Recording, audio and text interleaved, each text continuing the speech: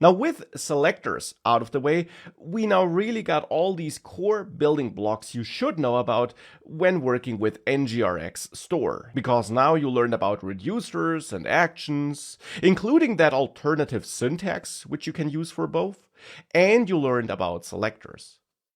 Now I want to really conclude this introduction by also taking a look at effects, side effects, what they are, and how NGRX can help you with those. So let's start with the obvious first question. What exactly is an effect, or a side effect, as it's also called?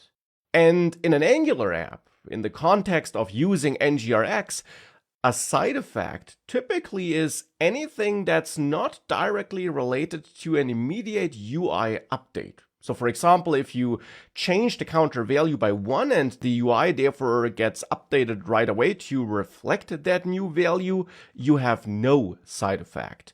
But you could, for example, also be sending an HTTP request, or maybe store some data in the browser or local storage, or maybe just log something to the console. And all these things would then be side effects. Now, why is it important to be aware of such side effects? Well, because, for example, you should avoid them in your reducers. Most importantly, your reducer state changing functions must always be synchronous. So sending an HTTP request in there is absolutely not something you should do.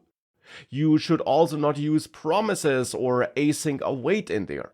Instead, these should all be pure synchronous functions. You should also not console log in them, though of course no horrible things will happen if you do. But you should absolutely avoid sending HTTP requests, reaching out to local storage, and things like that. You should keep these reducer functions clean and simple and focused on their core job, which is to produce a new state value. But of course, it is quite common that when a certain action is dispatched, you maybe also do want to log to the console, or send an HTTP request, or store something in local storage, or get something from local storage.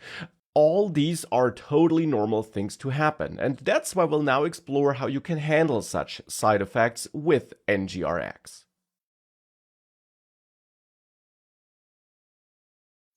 Now, to handle side effects with NGRX, you first of all should install an extra package provided by the NGRX team. And you can again do this by running ng-add in your Angular project, no matter how it's built. And then you want to add @ngrx/effects. So the command is ng-add @ngrx/effects. This will then again install an extra package into the project, the effects package here, and it also manipulated my app module TS file here, as it told me, because there it now indeed added this effects module, which it added to the imports here.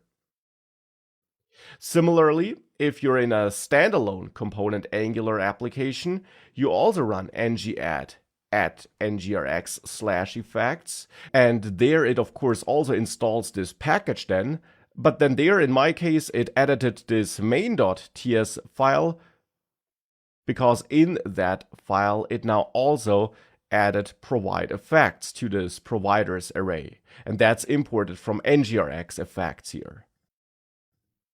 So that's how this effects package gets added, and this now gives us certain features that we can use to handle such side effects when certain actions are dispatched.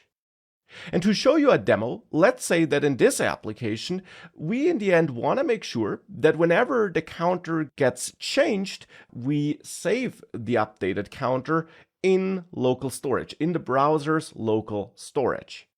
We could also be sending an HTTP request, but here I want to keep things simple and just save the counter value in local storage. That's what we'll implement here with NGRX effects. So here, to store the counter value whenever it changes in local storage, I'll add a new file in my store folder, and I'll name it counter.effects.ts. Now, like all these files, it's not technically required to have that file or to name it like this, but it is a good practice to have your actions in a separate file, your reducer in a separate file, your selectors in a separate file, and your effects in a separate file. So here we have the countereffects.ts file, and in there we can now create a new effect and store the logic that should be executed when a certain action occurs by creating a new class here. And I'll name it countereffects.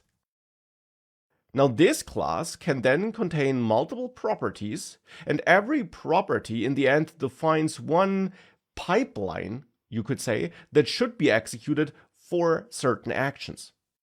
So here we could start by adding a save count property to the countereffects class, and the value will be the code pipeline that should be executed whenever we want to save the count to local storage. So whenever we incremented or decremented the counter.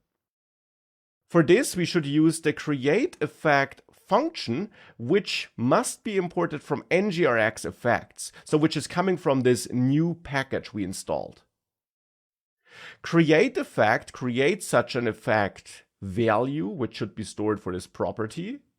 And CreateEffect then actually wants a function as an input value. So to the CreateEffect function which we're executing, we're passing a new anonymous function here. And this function here then should return a value that is based on something we have to inject into this class.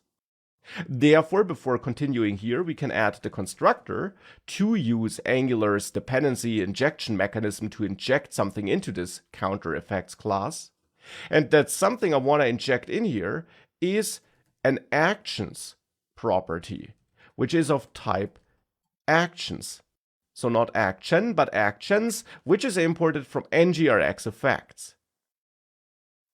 Now actually actions here yields an observable, and therefore we can add a $sign here, which is again not technically required, but often used to make it clear that this value here holds an observable, and this actions type under the hood does indeed give us such an observable.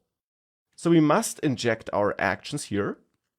And now we can use this here inside of this anonymous function, and that's why we should also use an arrow function here to make sure that the this keyword, when used here, does refer to this class and has access to the injected actions, because we now want to use the injected actions observable here to then call pipe on that observable.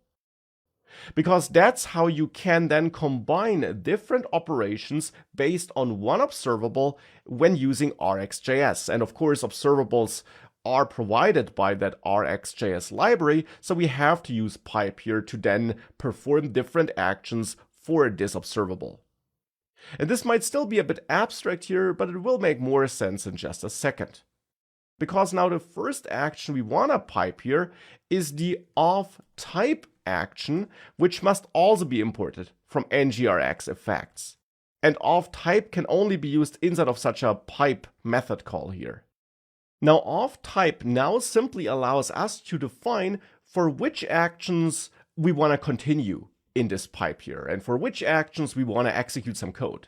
Because what this actions here, this observable, in the end does is it yields us a new value which we can handle whenever, anywhere in our application, an NGRX action is dispatched. That's what this injected actions object, this actions observable, gives us. It emits a new value whenever, anywhere in the app, an action is dispatched. And with this off-type operator, we can now basically filter those dispatched actions and decide for which actions we want to continue in this pipeline. For that, off-type then simply takes these action identifiers as inputs. For example here, increment. We can import increment from counter actions, and with that we would now only continue with the next step in this pipe, which we'll define in just a second, if the dispatched action was the increment action. You can also pass more than one value to off-type to listen to multiple actions. For example, also to the decrement action here, which also must be imported. And you can, by the way, also not just pass these action functions that are created by using create action, but instead, if you would be using this alternative syntax, you can also just pass the action identifier, either like this or by using a globally available constant. Now here I'll go back to using increment and decrement like this though. But of course, that's not all I want to do here. Instead, filtering for certain actions is nice, but we now also want to define what should happen when these actions occur. And here you now got two main options. You can either execute some code which then should lead to another action being dispatched, which then should maybe trigger some reducer function. That could make sense if you're, for example, sending a GET request to some backend and you're fetching some data from there, which you then want to use once it's available to update some data with help of a reducer. And I'll come back to this use case later.